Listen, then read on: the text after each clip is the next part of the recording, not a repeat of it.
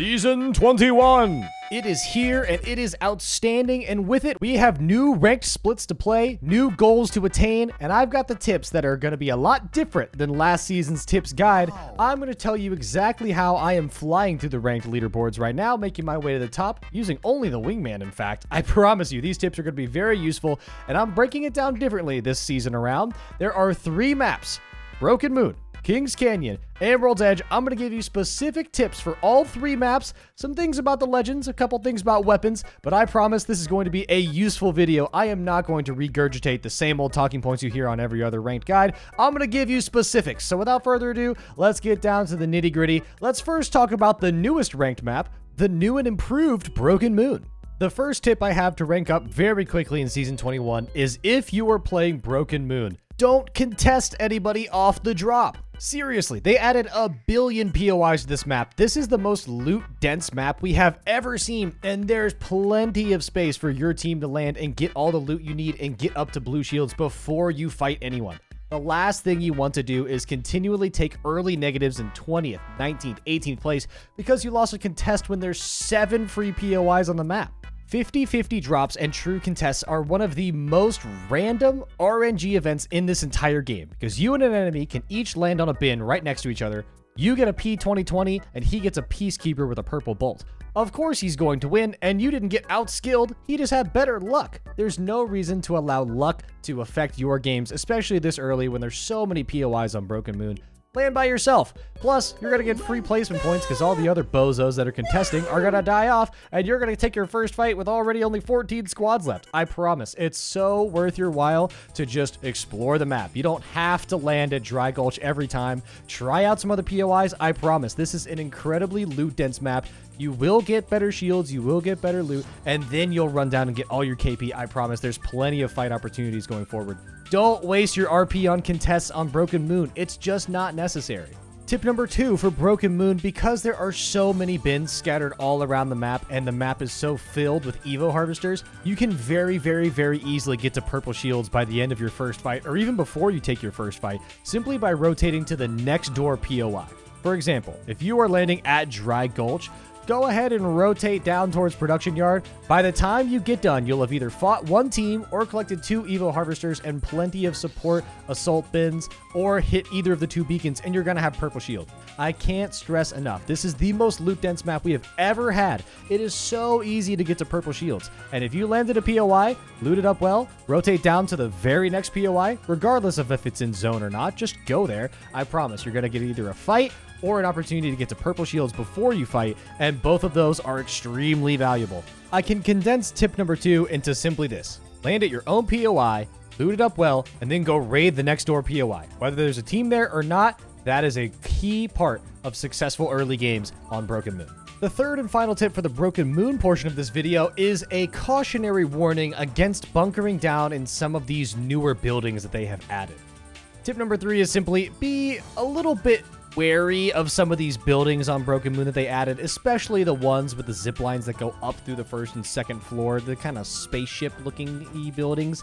Those buildings have tons of windows, tons of holes literally through the floor and through the ceiling, and now with Alter in the game, no building is truly safe, especially not those. So I would say, even if you are a controller legend, be careful of bunkering down too hard, especially in those space station type buildings. If a good team sees you bunkering down in those buildings, you will not last long. There's simply too many windows, too many avenues to throw grenades or shoot bullets through. There's too many avenues of entry, especially if teams are running Alter, which a lot of teams are still to this point in the season.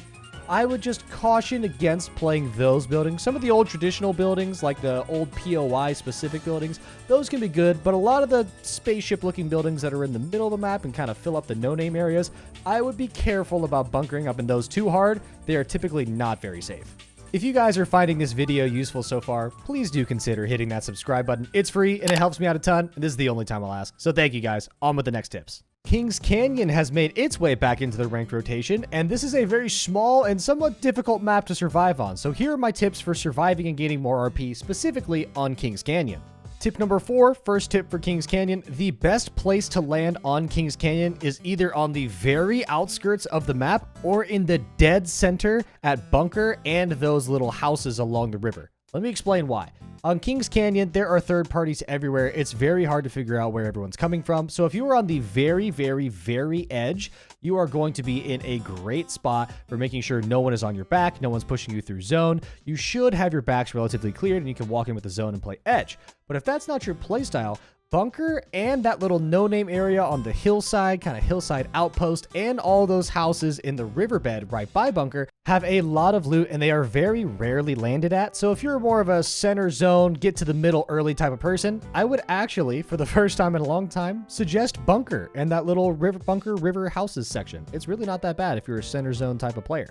Tip number 5, this is beneficial for all maps, but is really useful on a hectic map like Kings Canyon. I would highly suggest running a support legend on this map. You never know when that third party's coming. There are really, really high heights that people can snipe you from.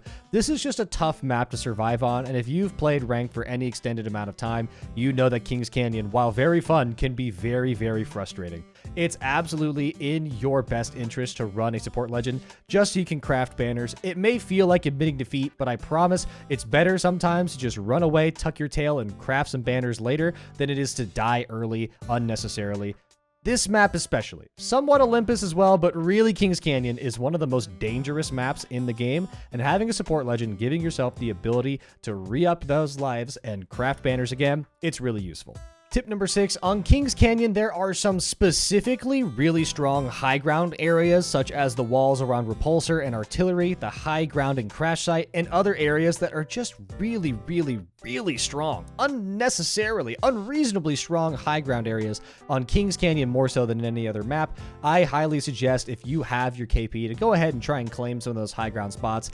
Very often the team with the high ground in the end of Kings Canyon games win those games, and the wins are where you really stack up a lot of RP. That's where your KP bonus goes tremendously higher than any other point.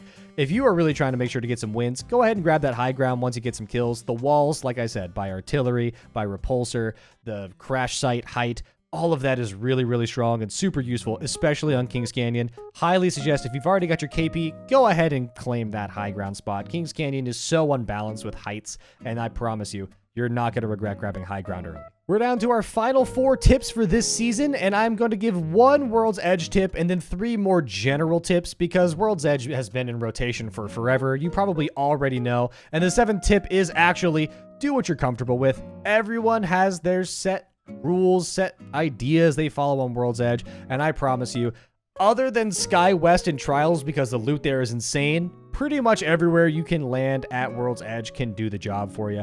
Do what's comfortable on World's Edge. It's the most played out map in this entire game. Honestly, I'd be okay if they vaulted it for a while, but everyone knows what they're doing on World's Edge. So do what makes you comfortable. As long as you're avoiding getting third-partied and putting yourself in an advantageous spot, you can kind of just do whatever's comfortable on that map. There's not a lot new. They haven't changed the map very recently, so do what you're comfortable with. That should be a comfort pick map. It's a comfort pick map for just about everybody. Might as well be yours too.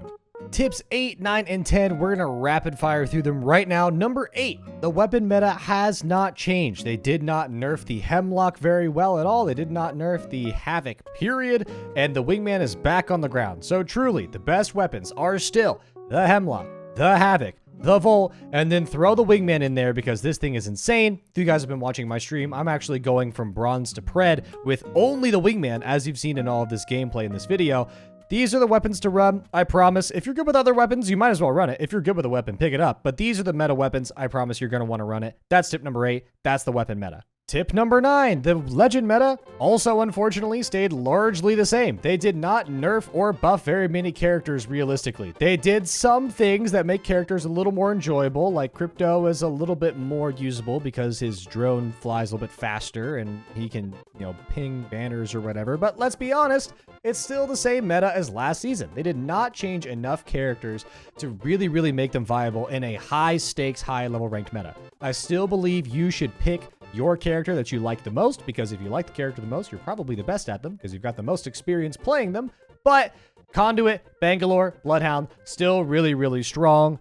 All of these legends that you've been seeing for the last 3 months, they're still here. They're still strong. Just add Alter into the mix if you really like to mix up angles and be a skirmisher. She's great too. And then, of course, I always suggest having a support legend on the team, especially on Kings Canyon like we already mentioned. But the legend meta, again, unfortunately, largely the same.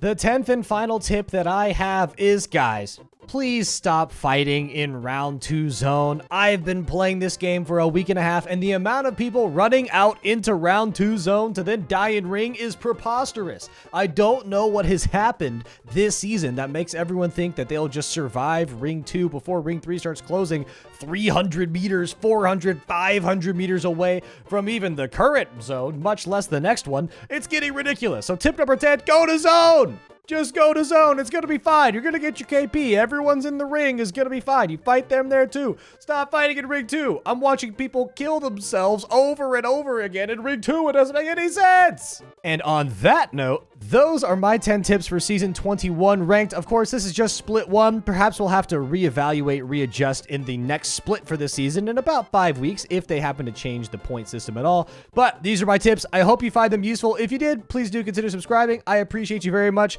I hope you enjoyed this video, and if you did, I'll see you guys in the next one or over on Twitch. We're still kicking it with the Wingman. Have a great time, good luck, and I'll see you guys in the next video.